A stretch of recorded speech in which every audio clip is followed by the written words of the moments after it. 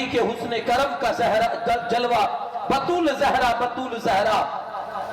حسن کی فہم و فراستوں میں، حسین کی استقامتوں میں، حسن کی فہم و فراستوں میں، حسین کی استقامتوں میں جھلک رہا ہے تمہارا چہرہ بطول زہرا بطول زہرا، جھلک رہا ہے تمہارا چہرہ بطول زہرا بطول زہرا۔ طوفان ایک دم سنبھل گیا ہے، بھون سے بیڑا نکل گیا ہے، طوفان ایک دم سنبھل گیا ہے، بھون سے بیڑا نکل گیا ہے، زبان سے جو ہی میری یہ نکلا بطول زہرا بطول زہرا، زبان سے جیسے میری یہ نکلا بطول زہرا بطول زہرا۔ ایک بار اور جی لگا کر پورا مجمع درود پاک کا ہدیہ پیش کر دے۔ اللہ رب محمد صلی اللہ علیہ وسلم، نحن عباد محمد صلی اللہ علیہ وسلم دائما ابدا ابدا۔ محترم سامعین حضرات، آئیے آج شان بطول بی بی فاطمہ زہرا سلام اللہ علیہا، میں نے خطبے کے بعد جو آیت کریمہ آپ کے سامنے تلاوت کی، اللہ کریم اپنے کلام مجید میں ارشاد فرماتا ہے، اللہ تو یہی چاہتا ہے اہل بیت کہ تم سے ہر قسم کی گندگی کو دور فرما دے، اور اللہ نے دور کر دی اور تمہیں ہر قسم کی ناپاکی سے پاک اور صاف بنا دیا، ہر قسم کی گندگی سے۔ حضور علیہ السلام کا ایک فرمان علی شان بھی ہے، میری فاطمہ، فاطمہ نام ہی اس لیے رکھا گیا ہے کہ یہ فتم سے بنا ہے، فتم۔ اور عربی زبان کے اندر ایک بچے کو جب دودھ چھڑایا جاتا ہے، اپنی ماں کا دودھ چھڑایا جاتا ہے، تو وہاں وہ یہ لفظ استعمال ہوتا ہے، یہ لفظ مطلب اس کو دودھ سے الگ کیا گیا۔ کہا فاطمہ کا نام میں نے فاطمہ اس لیے رکھا ہے کہ اللہ نے اس کو جہنم سے الگ کر دیا، اللہ نے اس کو جہنم سے جدا کر دیا، الگ کر دیا ہے۔ جیسے بچے کو ماں کے دودھ سے الگ کیا جاتا ہے، اس وقت یہ لفظ بولا جاتا ہے، کہا فاطمہ کو فاطمہ اس لیے کہا جاتا ہے کہ اللہ نے اس کو جہنم سے الگ کر دیا، دور کر دیا ہے۔ تو یہ اب نام کی تاثیر بھی ہوتی ہی ہے، انشاءاللہ یہ شاید کل کی گفتگو میں آپ کو بتاؤں گا نام کا اثر کیا ہوتا ہے، اور تربیت کے حوالے سے ایک باپ کی ذمہ داری نام کے حوالے سے کیا ہوتی ہے۔ بہرکیف دیکھیے، بڑی پارسا، حیا کا پیکر، عفت کا پیکر کہہ لیجئے، اور پارسائی جن کے اندر کوٹ کوٹ کر بھری ہوئی تھی، آپ یہ کہہ لیجئے وہ ذات ہے سیدہ طیبہ طاہرہ ظاہرہ عابدہ زاہدہ حضرت سیدہ فاطمہ زہرا سلام اللہ علیہ۔ ماں باپ کا جو کردار ہوتا ہے نا، اگر وہ اچھا ہے تو اس کا اثر پیڑھیوں میں جاتا ہے، اس کا اثر پیڑھیوں میں جاتا ہے، نسلوں میں جاتا ہے۔ اگر باپ کوئی جرم کرتا ہے، جرم، کتنے جرم ایسے ہیں کہ اس جرم کا اثر، اس کی نحوست، اس کا وبال نسلوں میں اللہ منتقل کرتا ہے، نسلوں میں۔ اور اگر ماں باپ اچھے کیریکٹر و کردار کے ہو، ان کے اوصاف اچھے ہوں، تو یارو اس کا پھر جو اثر ہے نا، اس کی جو شیرنی ہے، اس کا جو لطف اور مزہ ہے، اس کی جو برکتیں ہیں، کیا ہے ایک باپ نے لیکن اس کی برکتیں، کیا ہے ایک ماں نے لیکن اس کی رحمتیں اور اس کی برکتیں صدیوں تک نسلوں میں اللہ منتقل کرتا ہے۔ میں پروف کروں حدیث پاک کے ذریعے سے، آقا دو جہاں صلی اللہ علیہ وسلم ارشاد فرماتے ہیں، میری فاطمہ نے اپنی عزت کی اتنی حفاظت کی، میری فاطمہ نے اپنی عزت، اپنی پارسائی، اپنی عفت، اپنی عصمت کی اتنی حفاظت کی، میرے آقا فرماتے ہیں کہ اللہ نے اس پر اور اس کی اولاد پر ہمیشہ کے لیے جہنم کو حرام کر دیا۔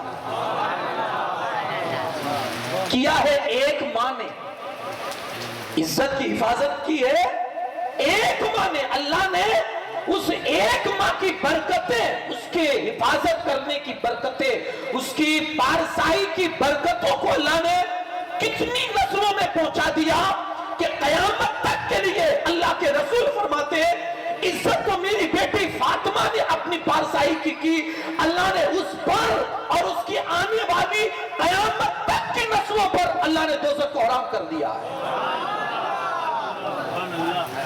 یارو کسی بھی جرم کو کرنے سے پہلے یہ 1000 بار سوچ لینا کہ کہیں اس کی نحوست تمہاری پیڑھیوں میں نہ جائے، تمہاری نسلوں میں نہ جائے۔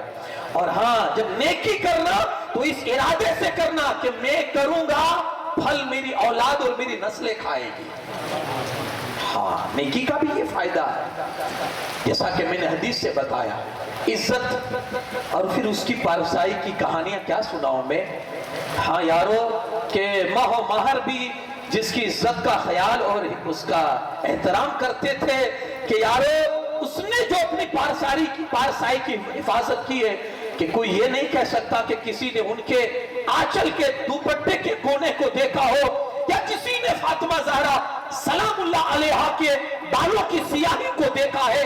یارو حد ہو گئی، یعنی پارسائی کا لحاظ، عفت اور عصمت کی جو پارسائی کی جو حفاظت سیدہ نے کی تھی، وصال سے پہلے مولا علی کرم اللہ تعالی وجہ کریم سے کہا تھا میرا جنازہ بھی رات میں نکالنا تاکہ کسی غیر محرم کی نظر میرے جنازے پر بھی نہ پڑے۔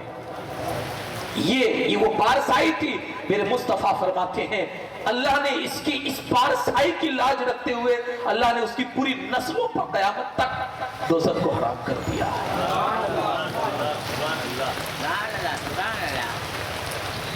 درود پاک پڑھے اللہم صلی علی سیدنا شفینا۔ بیچ کا جو گیپ ہو وہ آپ تھوڑا پر کر لیں تاکہ تھوڑی سمسیا بیٹھنے اور جگہ کے لیے ہے۔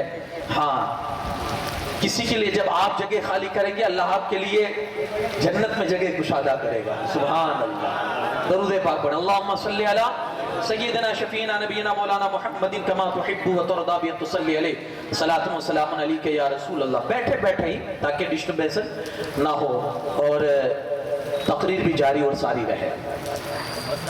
حضرت سیدہ فاطمہ زہرا سلام اللہ علیہا، اب آپ دیکھیں یہ اتنی برگزیدہ اور پارسا خاتون، آج ہم کسی بھی اولاد کو اچھی شکل میں دیکھتے ہیں، اچھا کام کرتے ہوئے دیکھتے ہیں، پھٹ سے ہماری زبان پر کیا آتا ہے؟ یار یہ بیٹا کس کا ہے؟ آتا ہے کہ کوئی بہت اونچا کام کر جالے کوئی اولاد کسی کی تو پھٹ سے زبان پر آتا ہے کتنا مبارک ہوگا اس کا باپ کہ اللہ نے جس کو ایسی اولاد دی ہے۔ یعنی ذہن میں فوراً یہ آتا ہے کہ جب یہ ایسا ہے تو اس کا باپ کیسا ہوگا، اس کی ماں کیسی ہوگی، یہ آتا ہے نا۔ تو یارو چلو اس ماں کو بھی تھوڑا یاد کر لیں جو صرف ان کی نہیں، ماں فاطمہ کی نہیں بلکہ قیامت تک کے تمام مومنوں کی ماں ہے۔ ہماری مجلس تو کوئی بھی ان کی یاد سے خالی نہیں جانی چاہیے، کیونکہ میرے مصطفیٰ کریم صلی اللہ علیہ وسلم ان کے وصال کے بعد حضور ان کی ظاہری حیات میں تو ان سے محبت کرتے ہی تھے، حضور وصال کے بعد بھی سیدہ کو سیدت خدیجۃ الکبریٰ کو اتنا یاد فرماتے تھے کہ کبھی کبھی ماں عائشہ صدیقہ یوں کہنے پر مجبور ہو جاتی تھی اب حضور چھوڑیے نا اس بڑھیا کو، کیا بار بار اس بڑھیا کو یاد کرتے ہیں، حضور جلال میں آ جاتے تھے۔ عائشہ تو نہیں جانتی خدیجہ کون ہے، پورے مکہ نے جب مجھ محمد کا ساتھ چھوڑ دیا تھا وہی خاتون تھی جس نے مجھے قدم قدم پر ساتھ دیا تھا۔ میں اسے بھول جاؤں، ہم بھول جائیں اپنی مجلسوں میں؟ ارے یار آج کسی اچھی اولاد کو دیکھ کر لوگ کہتے ہیں یہ کس کا بیٹا ہے، یہ کس کا بیٹا ہے، ہمارے بارے میں بھی لوگ پوچھتے ہیں یہ کس کا بیٹا ہے۔ یہ عادت ہے لوگوں کے بیچ میں۔ ماں سیدہ طیبہ طاہرہ ظاہرہ حضرت فاطمہ زہرا اس اونچی ماں کی بیٹی ہے، اس عظمت والی ماں کی بیٹی ہے جسے زمانہ ام المومنین حضرت سیدتنا خدیجۃ الکبریٰ ہمارے نبی صلی اللہ علیہ وسلم کی شریک حیات اور حضور کی سب سے پہلی بیوی مکہ کا دور آپ نے سنا ہے اور میں نے بھی کئی تقریروں میں آپ کے سامنے اس کی منظر کشی کی ہے، اس کی چھبی بتائی ہے کہ جب حضور علیہ الصلوۃ والسلام تشریف نہیں لائے تھے کیسے کردار کا حامل تھا وہ دور اور کیسا زمانہ تھا وہ مکہ کا، اللہ اکبر، کہ نہ عورت کی عزت، نہ اس کی پاسبانی کوئی کرتا تھا، نہ ان کا کوئی تحفظ تھا، نہ انسانیت کا کوئی تحفظ تھا، انسان ہو کر بھی انسان نہیں تھے، یعنی آپ کوئی جرم ایسا نہیں تھا جو اس تاریخ میں آپ نہیں بتا سکتے۔ اس زمانے کے لوگوں کا یہ کہنا ہے اور مؤرخین نے لکھا ہے، اتہاس لکھنے والوں نے، ایسے بھیانک زمانے اور ایسے بھیانک دور میں بھی اس زمانے کے لوگ حضرت خدیجہ کو طاہرہ کہتے تھے۔ طاہرہ کا مطلب ہوتا ہے ہر قسم کی گندگی سے پاک، ہر قسم کی گندگی سے پاک۔ اب وہ منظور الہی تھا نا، مشیت میں تھا کہ یہ رسول اللہ کی سب سے پہلی بیوی بنے گی، ان کو یہ شرف ملے گا، تو اللہ نے پہلے ہی سے حضور علیہ السلام کے عقد میں، حضور کے نکاح میں آنے سے پہلے ان کے 2 نکاح ہو چکے تھے، لیکن کسی حساب سے پھر وہ بیوہ ہوئی، اور جب حضور علیہ السلام کے کیریکٹر اور کردار کو دیکھا، پہلے تو حضور کا شہرہ سنا مکہ میں، بہت امین ہے، امانت دار ہے، تو انہوں نے فرمائش کی حضور علیہ السلام کے پاس، اپنے غلام میسرہ کو بھیجا کہ میں چاہتی ہوں کہ آپ میرا مال تجارت لے کر ملک شام جائیں، اور جو بھی کچھ ہوگا منافع اس میں ہمارا شیئر ہوگا، ہمارا بٹوارہ ہوگا، اور میں اتنے پرسنٹیج آپ کو دوں گی، کہ آپ راضی ہے؟ حضور علیہ السلام کا پہلا سفر، حضور علیہ السلام نے کہا ٹھیک ہے ہم جاتے ہیں۔ حضرت خدیجہ نے آپ کی خدمت کے لیے ساتھ میں اپنے غلام میسرہ کو بھی بھیجا، لیکن ساتھ میں اکیلے میں ان کو یہ بھی کہہ دیا ذرا ان کی اعمال پر تو نظر رکھنا، ان کے ساتھ کیا ہوتا ہے، کیریکٹر کے کیسے ہیں، کیونکہ کسی بھی آدمی کو پہچاننا ہوگا، مسجد میں مت پہچاننا۔ ہاں، ہمارے علماء فرماتے ہیں اس سے لین دین کا معاملہ کرو، یا تو پھر اس کے ساتھ سفر کرو، کیونکہ مسجد میں سب صوفی ہی ہوتے ہیں۔ ہاں، مسجد میں سب اچھے ہی ہوتے ہیں، مسجد میں کون برا دکھے گا بھائی؟ کا پہچاننا، یا تو سفر کرو یا لین دین کا معاملہ کرو، آپ کی سمجھ میں آ جائے گا کہ دودھ کتنا، پانی کتنا۔ بھیجا، قائم پر نظر رکھنا کہ ان کے حرکت، افعال، اعمال کیا ہے، کیسے ہیں، کیا کرتے ہیں، کہاں جاتے ہیں، کس کے ساتھ کیسا سلوک کرتے، کیا کرتے ہیں۔ پہنچے ملک شام، ایک پادری کے جہاں قیام ہوا، اس کے خانقاہ میں اللہ کے رسول صلی اللہ علیہ وسلم نے، ایک درخت تھا گھنا، اسی کے نیچے پڑاؤ کیا، اس میں آرام کرنے لگے۔ جیسے ہی اس پادری کو، راہب کی نظر، یہودی راہب کی جب نظر پڑی، تو اس نے میسرہ کو بلایا، غلام کو، وہ کون ہے؟ تو کہا وہ ایک قریشی اور مکہ سے آئے، سامان تجارت لے کر وہ بزنس کرنے کے لیے آئے۔ اس نے کہا ادھر آ، اکیلے میں لے گیا وہ پادری راہب، اور لے جا کر کہتا یہ درخت ہے نا، ہماری کتابوں میں لکھا اس سے پہلے بھی اور اس کے بعد بھی آج تک نبی کے سوا کوئی اس کے نیچے بیٹھا نہیں ہے، نبی کے سوا کسی نے اس درخت کے نیچے آج تک آرام نہیں کیا، اور ہماری کتابوں میں لکھا ہے نبی جو ہوگا وہی بیٹھے گا۔ میں یقین کے ساتھ کہہ سکتا ہوں کہ یہ نبی ہی ہے۔ تو کہا میں کیا کروں؟ کہا اگر ان کی جان چاہتا ہے، جان بخشی چاہتا ہے، تو فٹ سے یہاں سے لے کے نکل جائیں کو۔ کہا یار ہم تجارت کرنے آئے، سامان اتنا ساتھ میں لے کر آئے، سامان لے کر جاؤں گا، میری مالکہ کیا کہے گی مجھے، اور نقصان کتنا ہوگا؟ کہا اس کی فکر مت کر، تیرا جتنا سامان ہے میں دگنی قیمت تجھے دے کر تیرا سامان خریدتا ہوں۔ اس راہب نے بہت کچھ قیمت دے کر، جتنا سامان تھا اس سے کئی زیادہ قیمت دے کر وہ سامان خریدا۔ کہا جتنی جلدی ہو سکتا ہے ان کو یہاں سے۔ کہا وہ غلام میسرہ کہتا آپ کو اتنی جلدی کیوں ہے؟ کہا تو نہیں جانتا، اگر یہودیوں کو پتا چل گیا کہ یہاں وہ نبی آ چکا ہے جو آخری نبی آنے والا ہے، یقین سے کہتا ہوں ان کی جان کو مار دیں گے، ان کو شہید کر ڈالیں گے۔ اگر ان کی جان چاہتا ہے چلا جائے سے ان کو لے کر، سامان میں خرید لیتا ہوں۔ اس نے سارا سامان خریدا، جانے لگا۔ میسرہ کہتا ہے میں نے نظر رکھی تھی ان کی حرکتوں پر، ان کے اعمال پر، ان کے افعال پر، جہاں جہاں جاتے تھے میں کیا دیکھتا تھا کہ جب دھوپ زیادہ ہو جاتی تھی نا، آسمان سے ایک بادل کا ٹکڑا آتا تھا اور ان پر سایہ کر دیتا تھا۔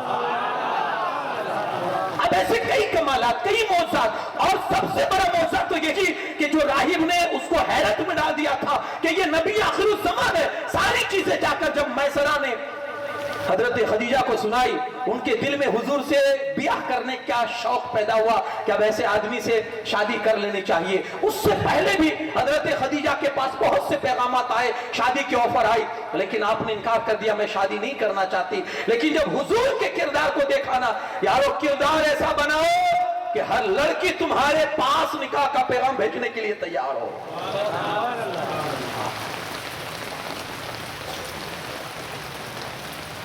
اب آپ وہاں یہ مت کہیے کہ داڑھی رکھتے ہیں تو کوئی لڑکی قبول نہیں کرتی ہے، یہ آپ کی سوچ ہے۔ 100 میں کوئی ایک ایسی ہوگی، ورنہ میں یقین کے ساتھ کہہ سکتا ہوں جتنی خوشحال کسی داڑھی والے کی بیوی ہوگی، وہ خوشحالی کسی بے داڑھی والے کی بیوی کے پاس نہیں ہو سکتی ہے۔ میرے مصطفیٰ کی سنت میں برکتیں ہیں، اس کو آپ قبول کیجئے، اللہ نے برکتیں رکھی ہیں۔ حضرت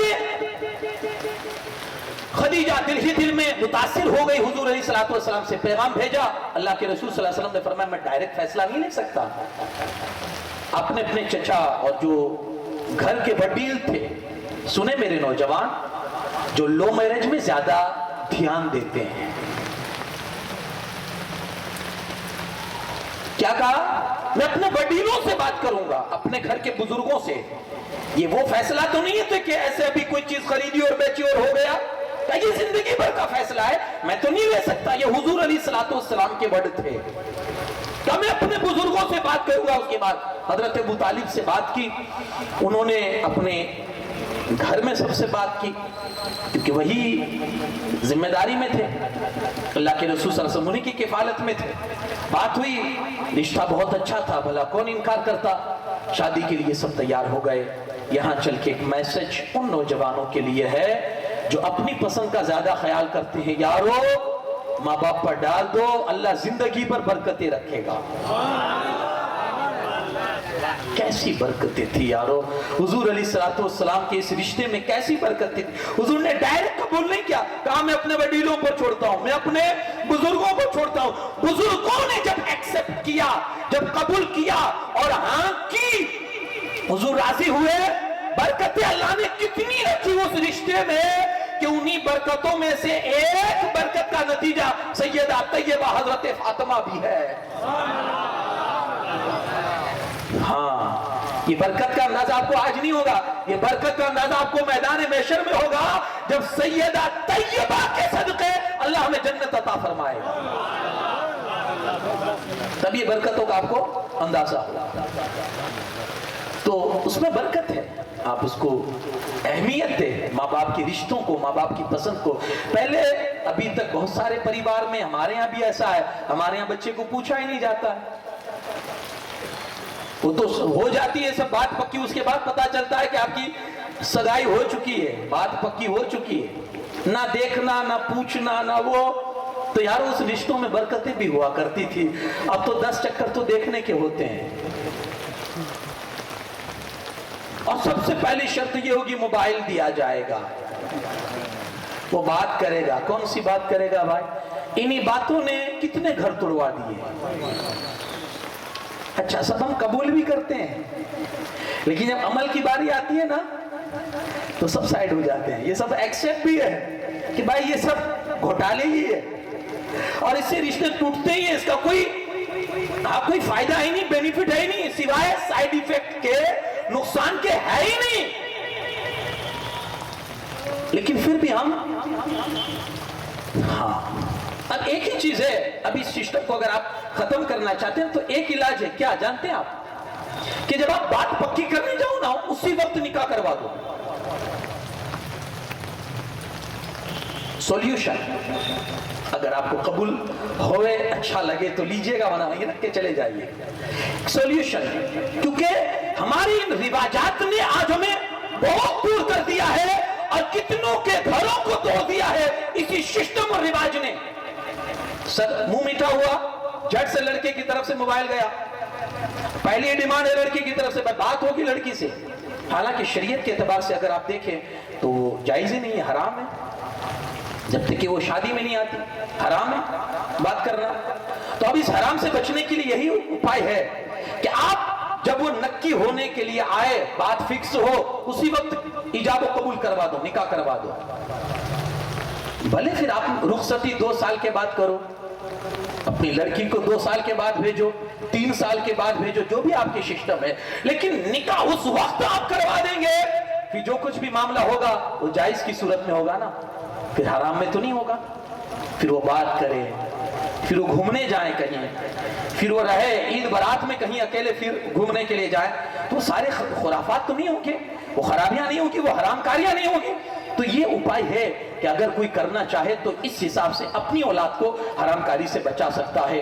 الغرض میں اپنے موضوع سے ہٹ رہا ہوں، پھر اسی بات پر آؤں۔ حضرت خدیجۃ الکبریٰ کی نکاح حضور علیہ السلام سے 25 سال کی عمر ہے حضور علیہ السلام کی، اور 40 سال کی عمر ہے سیدہ خدیجۃ الکبریٰ رضی اللہ تعالیٰ عنہا کی۔ شادی ہوئی، حضرت ابو طالب نے خطبہ نکاح کا خطبہ پڑھا، ادھر سے ورقہ ابن نوفل جو حضرت خدیجہ کے بھائی تھے انہوں نے خطبہ پڑھا، نکاح ہو گیا۔ اب یہ سنسار چل رہا ہے، اللہ اکبر۔ 25 سال حضور علیہ السلام کے نکاح میں رہے حضرت ماں خدیجہ، 25 سال، اور حضور علیہ السلام فرماتے ہیں میری ساری اولاد حضرت خدیجہ سے ہوئی ہے، ساری اولاد سوائے حضرت ابراہیم کے، باقی ساری اولاد، حضرت ماں فاطمہ کی ماں بھی، سگی ماں بھی حضرت خدیجۃ الکبریٰ ہے۔ 25 سال ہے، اس درمیان میں اللہ کے رسول صلی اللہ علیہ وسلم نے ایک بھی نکاح نہیں کیا جب تک وہ حیات تھے۔ اتنی محبت تھی حضور علیہ السلام سے، اور حضور کو حضرت خدیجہ سے اتنی محبت تھی یارو کہ اگر آپ پڑھیں گے تو شاید حضور کا کردار آپ کے اندر بھی آ جائے، اور حضور کی سیرت کا نمونہ اور عکس آپ کے اندر بھی آ جائے کہ کیسی محبت فرماتے تھے۔ ان کا انتقال ہو گیا، اللہ کے رسول صلی اللہ علیہ وسلم نے اس سال کو، جس سال ان کا انتقال ہوا، عام الحزن کا نام دیا، غم کا سال۔ اتنا غم حضور پر لاحق ہوا، اتنا غم لاحق ہوا، چونکہ اسی سال حضرت ابو طالب کا بھی انتقال ہوا، جو سپورٹ تھے، آپ کے بازو تھے، آپ کی مدد تھے، آپ کی حمایت تھے، ان کا پورا سپورٹ سارے مکہ کے لوگوں کے سامنے تھا حضور علیہ السلام کی مدد کے لیے۔ وہ بھی انتقال کر گئے، ماں خدیجہ بھی انتقال کر گئی۔ اللہ کے رسول صلی اللہ علیہ وسلم کو اتنا صدمہ ہوا کہ حضور نے اس سال کا نام ہی عام الحزن یعنی غم کا سال رکھا۔ حضور علیہ السلام ان کے پردہ فرمان آنے کے باوجود بھی، آپ دیکھیں جب بھی قربانی کرتے نا، ہر سال گوشت نکال کر ان کی سہیلیوں کو بھیجا کرتے تھے۔ آج ہم بھی اگر اپنے باپ کو قبر میں خوش کرنا چاہتے ہیں تو جو ان کی زندگی کے دوست ہونا ان کو راضی کرو، آپ کا باپ آپ کی قبر، اس کی قبر میں راضی ہوگا۔ ہاں، ماں باپ کے ساتھ احسان کرنے کا ایک طریقہ ہمارے علماء نے یہ بھی بیان فرمایا ہے کہ ان کے مرنے کے بعد ان کے دوستوں سے، ان کی سہیلیوں سے، ماں ہے تو ان کی سہیلی، باپ ہے تو ان کا دوست، اس سے اچھا سلوک کرو، تمہارے ماں باپ قبر میں خوش ہوں گے۔ حضور ہر سال کوئی تحفہ دینے کے لیے آیا، اللہ کے رسول اس میں سے بچا کر بھی حضور حضرت خدیجہ کی سہیلیوں کو بھیجتے تھے۔ یہ کردار تھا حضرت خدیجہ کا۔ حضور علیہ السلام اتنی محبت فرماتے تھے۔ ماں خدیجہ رضی اللہ تعالیٰ جنہوں نے اپنے طہارت، اپنی عفت اور پارسائی کا ایسا مظاہرہ پیش کیا اور ایسی تاریخ پیش کی، زمانہ آج بھی اس کو یاد کرتا ہے۔ تو جب ماں نے اپنی عفت اور پارسائی کی حفاظت کی تو پھر بھلا بیٹی کیسے نہیں کرے گی؟ تو پھر بیٹی نے ایسی تاریخ لکھ ڈالی کہ زمانہ شاید جب بھی حیا کا نام آئے گا، فاطمہ زہرا کا نام ان کی نظروں میں ہمیشہ سامنے رہے گا۔ جب بھی عفت و پارسائی کا نام آئے گا تو اس کی ذہن و دماغ کے اندر ہمیشہ حضرت فاطمہ کا نام گردش کرے گا، چونکہ حضرت فاطمہ نے حیا کی وہ تاریخ لکھ ڈالی ہے، پارسائی کی وہ تاریخ لکھ ڈالی ہے کہ یارو حضرت فاطمہ زہرا سلام اللہ علیہا کہ حضور علیہ السلام نے یہ فرما دیا کہ اس نے ایسی عزت کی، ایسی حفاظت کی اپنی پارسائی کی کہ اللہ نے اس کے لیے جہنم کو ہمیشہ کے لیے حرام کر دیا۔ اب سیدہ طیبہ شادی ہوئی، پیدا ہوئی، اس کے بعد سن ہجری 2 میں آپ کا نکاح ہوا، سن ہجری 2 میں۔ درود پاک پڑھیں، اللہم صلی علی سیدنا شفیعنا نبینا مولانا محمد کما تحب و ترضى بأن تصلی علیہ الصلاة والسلام علیک یا رسول اللہ صلی اللہ علیہ وسلم۔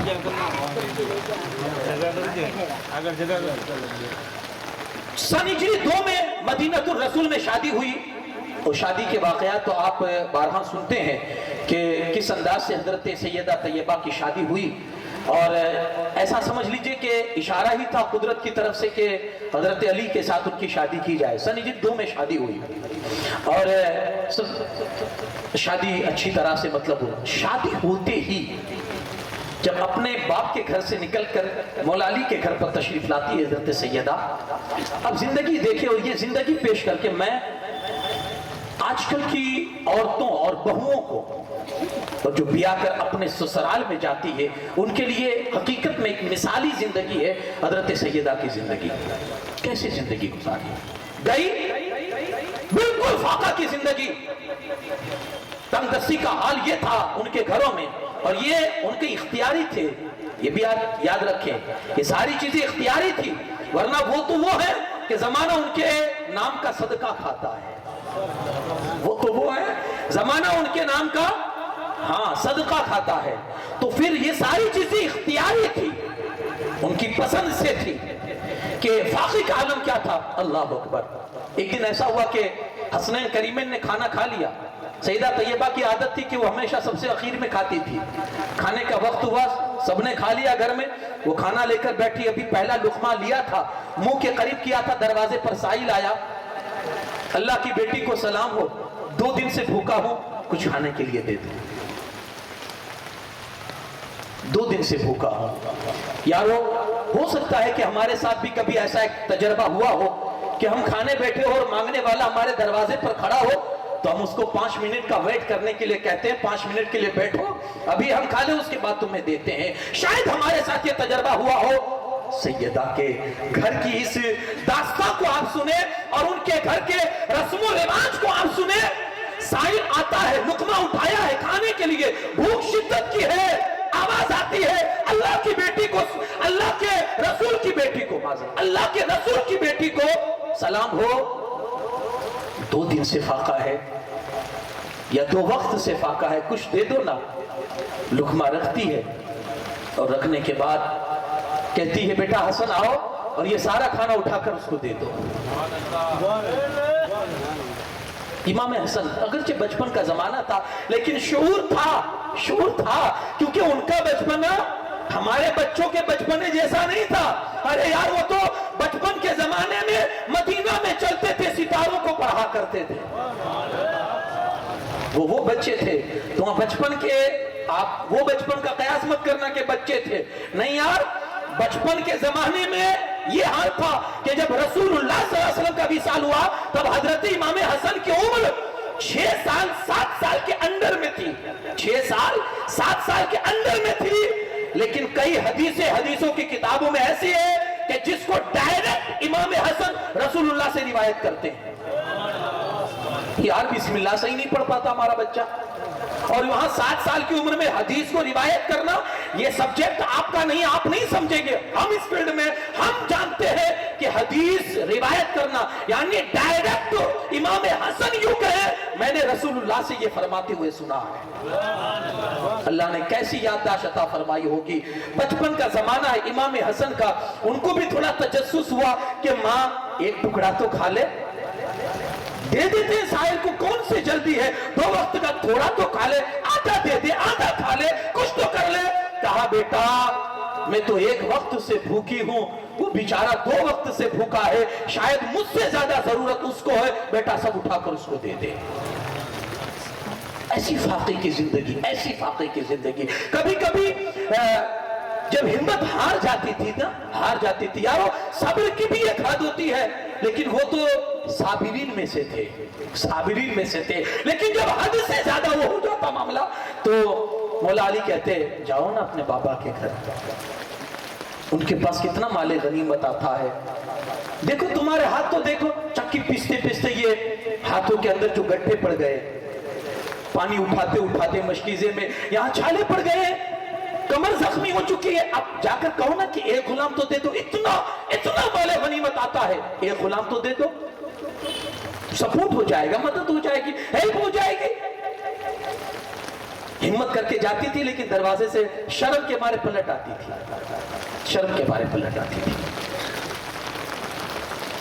ایک دن جب بہت وہ ہو گیا نا مولا علی نے کہا چلو میں بھی چلتا ہوں. گئے دونوں لیکن ہمت نہیں ہو رہی تھی کہے کون. تو آنکھوں سے آنسو جاری ہو گئے سیدہ کے، ہاتھ کیسے چھالے دکھائے، یا رسول اللہ صلی اللہ علیہ وسلم یہ دیکھیں۔ آج جب ایک باپ اپنی بیٹی کو رخصت کرے نا تو سب سے پہلے تو وہ اللہ کا سجدہ شکر ادا کرے، مولا تیرا شکر ہے کہ آج اپنی بیٹی کو رخصت کرتا ہوں تو ساتھ میں فریز بھی دیتا ہوں، واشنگ مشین بھی دیتا ہوں، آٹے کی چکی بھی دیتا ہوں کہ میری بیٹی کو کوئی تکلیف نہ ہو، اسے کوئی کام نہ کرنا پڑے۔ بلکہ کوئی باپ تو ایسا بھی ہوتا ہے، بیٹی کام نہیں ہوتا، کام والی رکھ لے، اس کا جو مہینہ ہوگا میں دے دیا کروں گا، بیٹی کو تکلیف نہ ہونے پڑے۔ تو یہ جو سہولت ہے یارو، یہ ان کی قربانیوں کا صدقہ ہے کہ جو آج ہماری بیٹیوں کو یہ سہولت ملتی ہے۔ جب رخصت اور ودا کرو، ایک سجدہ اس لیے کرو، مولا تیرا شکر ہے کہ تو نے ہماری بیٹیوں کو وہ سہولت عطا فرمائی، اور تو ڈھیر سارے، تو کروڑوں سلام ان کی تربت پر نازل فرما جن کے صدقے سے یہ سب کچھ ہمیں نصیب ہوا ہے۔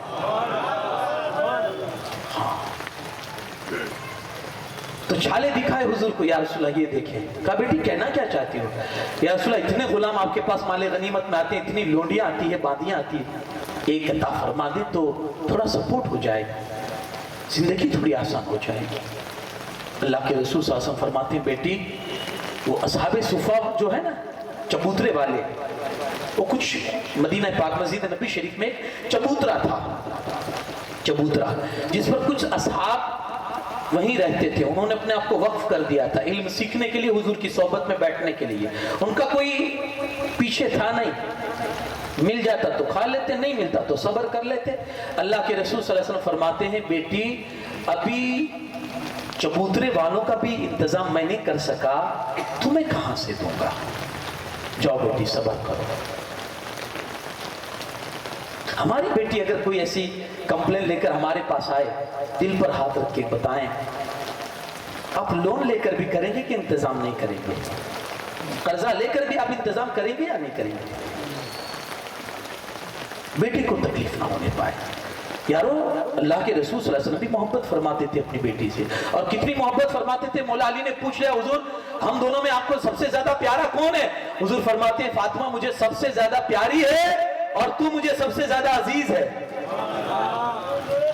بات دونوں کی تھی نا، دونوں کسی میں کم نہیں ہے، کہا وہ سب سے زیادہ پیاری اور تو سب سے زیادہ عزیز ہے۔ اتنی محبت فرماتے ہیں میرے جسم کا ٹکڑا ہے فاطمہ، میرے جسم کا ٹکڑا ہے فاطمہ۔ یعنی محبت کی ایک انتہا تھی۔ حضور علیہ السلام حضرت فاطمہ سے فرمایا کرتے تھے، تو کیا وہ چاہتے تو نہیں دے دیتے کسی غلام کو، لیکن وہ چاہتے تھے کہ بیٹی، پھر حضور نے فرمایا تھا بیٹی دنیا کی تکلیفوں پر صبر کر، آخرت کی خوش عیش زندگی تیرا انتظار کر رہی ہے۔ یہاں صبر کر لے، بہت بہترین زندگی تیرا انتظار کر رہی ہے۔ تو حضور نے فرمایا جاؤ بیٹی، ابھی ان کا انتظام نہیں کر سکا ہوں اور تم مانگنے کے لیے آئی ہو غلام اور لونڈی کہ میں تم کو دوں، پہلے ان کا ہوگا اس کے بعد بچیں گے تب تمہاری باری آئے گی۔ یہ سرکار اقدس صلی اللہ علیہ وسلم کی سیرت طیبہ ہے۔ حضرت فاطمہ جانے لگے، حضور فرماتے لیکن بیٹی سنو ایک وظیفہ بتا دیتا ہوں، ہر نماز کے بعد سبحان اللہ، الحمدللہ، اللہ اکبر، بیٹا یہ تسبیح پڑھ لیا کرو، یہ تسبیح پڑھ لیا کرو بیٹا، اس سے تمہاری تھکاوٹ دور ہو جائے گی۔ اور جب سونے لگو تو سونے کے ٹائم بھی یہ تسبیح پڑھ لیا کرو۔ مولا علی بھی کھڑے تھے، حضرت سیدہ بھی تھی، کہا یہ تسبیح پڑھ لیا کرو۔ مولا علی کہتے اس دن کی گھڑی تھی، مرتے دم تک میں نے اس تسبیح کو کبھی نہیں چھوڑا، مرتے دم تک نہیں چھوڑا۔ کسی نے کہا وہ اس رات میں بھی پڑھا تھا جب موت کی رات تھی آپ کی، وہ تکلیف کی اس رات، مولا علی فرماتے اس رات بھی میں نے اس تسبیح کو نہیں چھوڑا تھا۔ تو ہاں اس تسبیح نے وہ کمال کر دیا کہ اللہ نے ساری تھکاوٹوں کو دور کر دیا۔ اولاد کو جہاں گھر بھر کے جہیز دیتے ہیں نا، وہاں کچھ یہ بھی دے دیا کریں، کچھ یہ بھی دے دیا کریں۔ ہاں یہ بھی جہیز ہے، اور اس سے بہتر کوئی جہیز ہو نہیں سکتا ہے۔ ہاں ایک بزرگ تھے جن کے گھر میں بڑی مفلسی جیسا ماحول تھا، بیٹیاں تھی، ان کو بیانی تھی۔ ایک آئے ان کے دوست بزرگ اور انہوں نے آ کر کہا کہ آپ کی کئی بیٹیاں ہیں تو میں آپ کی کچھ مدد کرنا چاہتا ہوں۔ آپ نے کہا اللہ تمہارا بھلا کرے لیکن مجھے آپ کی مدد کی ضرورت نہیں ہے۔ کہا کیوں؟ آپ کو اپنی بیٹیاں بیانی نہیں ہے, شادی نہیں کروانی, کہا کروانی ہے. تو کہا جہیز میں کیا دیں گے, اپنی بیٹیوں کو دیں گے کیا ان کو لے جانے کے لیے؟ کہا میں نے ان کو اتنی اچھی چیز دے دی ہے کہ جب تک وہ اپنے پاس رکھیں گے اللہ کبھی ان کو تنگ دست ہونے ہی نہیں دے گا. تو کہا مجھے بھی تو بتا دیجئے وہ کون سی چیز ہے. کہا میں نے انہیں سورہ واقعہ سکھا دی ہے, سورہ واقعہ سکھا دی ہے, ہر عشاء یا مغرب کے بعد وہ پڑھ لیا کریں گی, اللہ زندگی بھر انہیں کسی کا محتاج نہیں بنائے گا. کبھی یہ بھی جہیز میں دیا کریں, یہ بھی جہیز میں دیا کریں. قرآن دیتے ہیں ہم, سب سے اوپر ہوتا ہے, جہیز میں سب سے اوپر ہوتا ہے, لیکن قرآن پھر گھر میں بھی سب سے اوپر ہی ہوتا ہے. اتنے اوپر طاق میں رکھیں گے, ہمارا ہاتھ تو کیا ہماری تقدیر کا ہاتھ بھی شاید نہ پہنچے. برس میں ایک مرتبہ صفائی کے ٹائم نکلتا ہے, یارو کبھی تو اس کی اہمیت کو سمجھو. ایک بندے نے قسم کھا لی کہ میں اپنی لڑکی کو شادی میں پوری دنیا کی ہر چیز دوں گا, کوئی چیز ایسی نہیں ہوگی جو اپنی بیٹی کے جہیز میں نہ دوں, ہر چیز اپنی بیٹی کو دوں گا میں. تب خوشحالی کا زمانہ تھا, اس کو تھا کہ میرے پاس سب کچھ ہے, کسی چیز کی کمی نہیں, میں دوں گا. لیکن یار حالات بھی تو بدلتے رہتے ہیں نا. ہاں, کبھی ناؤ دریا میں, کبھی دریا, بدلتے رہتے ہیں حالات. اب جب شادی کی باری آئی بیٹی کی تو بیچارہ حالات تنگس ہو گئے اور بہت کٹو کٹی میں زندگی گزرنے لگی. اب فکر ہوئی, قسم کھائی تھی کیا کروں, علماء کے پاس جانے لگا, ایک ایک سے مسئلہ پوچھنے لگا. تو کہا بھائی قسم ٹوٹے گی تو تجھے کفارہ دینا پڑے گا, اتنی بڑی قسم کھاتا کون ہے؟ کئیوں نے ڈانٹا, کئیوں نے وہ کیا. شاید امام اعظم کے پاس یا کسی بزرگ کے پاس وہ گیا, وہ جا کر کہتا بڑا پریشان ہوں. کہا کیا؟ قسم کھا لی تھی, اس زمانے میں بڑے اچھے حالات تھے, قسم کھا لی تھی اپنی بیٹی کو سب کچھ دوں گا, لیکن اب حالات اتنے ہیں, تنگست ہو چکے, کچھ نہیں ہے, کیا دوں؟ حضور نے کہا ایک کام کر, قرآن مارکیٹ سے خرید کر دے دے, سمجھ لے سب کچھ عطا کر دیا تو. قرآن دے دے تو سمجھ لے, ہاں قرآن دیتے لیکن تعلیم نہیں دیتے, ہے نا. قرآن دیتے ہیں جہیز میں. مجھے سچے دل سے بتائیے کتنے ماں باپ ایسے ہوں گے کہ اپنی بیٹی کو قرآن, ہر کوئی جہیز میں قرآن دیتا ہی ہے. ہم سموہ کرتے ہیں تو اس میں بھی جتنی شادیاں ہوتی ہیں اتنے قرآن خریدتے ہیں, بھائی جہیز میں دینا ہے. لیکن بتائیے کہ جس کو دیا جا رہا ہے اس کو پڑھنا آتا ہے؟ تو قرآن تو دے رہے ہیں لیکن قرآن کی تعلیم نہیں دے رہے. یارو قرآن دینا ضروری نہیں ہے, تعلیم دینا ضروری ہے کہ جب وہ قرآن کی تعلیم سینے میں لے کر جائے گی نا تو پھر اپنے گھر کو جنت کا نمونہ بنا دے گی, اپنے گھر کو. حضرت سیدہ فاطمہ زہرا سلام اللہ علیہا, یہ کہ کیسا مطلب وہ زندگی ان کی کیسی تھی, اور خاص کر شادی کرنے کے بعد جس حالت سے آپ کی زندگی گزر رہی تھی, جس حال سے کبھی کبھی چھالے پڑ جاتے تھے ہاتھوں میں, گھر میں 3 دن تک کا فاقہ ہوتا تھا. کوئی ایک مرتبہ ایسا ہوا, اللہ کے رسول صلی اللہ علیہ وسلم کو اطلاع ملی حضرت فاطمہ بیمار ہے. حضور علیہ السلام گئے عیادت کے لیے, تو دروازے پر آپ نے نوک کیا. کون نے کہا بیٹا میں تیرا باپ محمد رسول اللہ صلی اللہ علیہ وسلم. حضور تشریف لائے. کہا بیٹا میں اکیلا نہیں ہوں, میرے ساتھ ایک صحابی بھی ہے. حضور کون ہے وہ؟ کہا عمران بن حسین. یا رسول اللہ صلی اللہ علیہ وسلم ان کو باہر رکھیں, آپ اندر آئیں. حضور نے فرمایا بیٹی یہ کیا بات ہے, کوئی مہمان کو بھی ایسے کرتا ہے, باہر کھڑا رکھتا ہے؟ یا رسول اللہ صلی اللہ علیہ وسلم وجہ وہ نہیں ہے, وجہ یہ ہے ایک ہی چادر ہے جس سے فاطمہ نے اپنے بدن کو ڈھانپا ہے, دوسری چادر نہیں ہے کہ سر ڈھانپے, دوسری چادر نہیں ہے کہ سر ڈھانپے. اللہ کے رسول صلی اللہ علیہ وسلم نے اپنی چادر آگے بڑھائی دروازے سے, کہا بیٹی سر ڈھانپ لے, اندر ہم آتے ہیں. بیٹی نے سر ڈھانپا, حضور علیہ السلام اندر گئے اور وہ صحابی جو ساتھ میں تھے وہ بھی اندر گئے. اللہ کے رسول صلی اللہ علیہ وسلم نے پوچھا بیٹی کیا حال ہے؟ تو درد اتنا تھا کہ آنسو نکل گئے. یا رسول اللہ علیہ وسلم درد بہت ہے, بیماری کی شدت بھی بہت ہے, اور پلس تکلیف یہ ہے کہ کئی دن سے کھانا نہیں کھایا. اپنا پیٹ حضور علیہ السلام کے سامنے کر کے دکھاتی ہے, یا رسول اللہ یہ حالت ہے. حضور فرماتے بیٹی صبر کر, صبر کر, تو نے ایک دن نہیں کھایا, تیرا بابا 3 دن سے بھوکا ہے, 3 دن سے بھوکا ہے. رمضان میں کتنے گھنٹے آپ بھوکے رہتے ہیں؟ 12 گھنٹے, 14 گھنٹے, بڑھ بڑھ کے 17 گھنٹے. کسی اور دیش کا معاملہ ہو اور سورج کی کوئی رفتار میں وہ ہو 22 گھنٹے, 18 گھنٹے. لیکن بہرحال پھر اس کے بعد کھانا مل ہی جاتا ہے. آپ دیکھیں گے لوگوں کی تڑپ، افطاری کے وقت لوگوں کی تڑپ آپ دیکھیں گے، ایسی ثواب زیادہ نہیں ہے. افطاری کے وقت لوگوں کی تڑپ آپ دیکھیں گے، 12 گھنٹے کے بعد جب ملتا ہے تو یہ حالت ہوتی ہے. جو 3 دن سے بھوکا رہتا ہوگا، اس کے وجود کی حالت کیا ہوتی ہوگی اور ان کے دل کی کیفیت کیا ہوتی ہوگی. اللہ کے رسول صلی اللہ علیہ وسلم فرماتے بیٹی صبر کر، تیرے بابا نے 3 دن سے نہیں کھایا. اس کے بعد حضور علیہ السلام نے اپنا دست اقدس سیدہ کے پیٹھ پر پھیرا. سیدہ کہتی ہے میرے کلیجے کو ٹھنڈک پہنچ گئی. اس کے بعد سے میں نے کبھی بھوک کی شکایت نہیں کی، کیونکہ حضور کے ہاتھ مبارک کی برکت کا اثر یہ تھا کہ اللہ نے مجھے صبر کی دولت عطا فرما دی تھی. اب میں ایک میسج، چونکہ میری ماں بہنیں مجھے سن نہیں رہی، شاید اس کیمرے کے ذریعے مجھے سنیں، اپنے ان ماں بہنوں کو بھی پہنچاؤں گا ایک میسج کہ تھوڑا پڑھ لیں سیدہ کی زندگی، تھوڑا پڑھ لیں گھر کیسے چلایا جاتا ہے. تمہارا شوہر کروڑوں پتی ہے، لیکن حالات یا کسی کی بھی کمر توڑ دیتے ہیں. حالات کسی کی بھی کمر توڑ دیتے ہیں. ہو سکتا آج نہیں ہے تو کل چل کے آ جائے. ہو سکتا آج بہت کچھ ہے کہ تمہارے دسترخوان پر کسی قسم کی کوئی کمی نہیں، اللہ کی برکتیں ہیں. تو آج شکر کر، اور جس دن دسترخوان پر نہ ہو تو اس دن صبر کر کے بھی تو سیدہ کی سیرت پر عمل کر. اس طرح صبر کر کے بھی. اور یہ بھی بات یاد رکھ کہ گھر پر آنے والے کسی سائل کو اس طرح خالی نہ لوٹا، کیونکہ سائل کبھی کبھی امتحان کی غرض سے فرشتوں کی شکل میں بھی آ جاتے ہیں. تو ایسے خالی نہ لوٹا. سائل کو انتظار نہ کرو، اسے اپنے کھانے سے پہلے دے دو. یہ سیدہ کا کردار اور ان کی سیرت ہے. تو مائیں بہن یہ بھی سیکھے اور گھر کے اندر ایڈجسٹ کرنے کی کوشش کرے.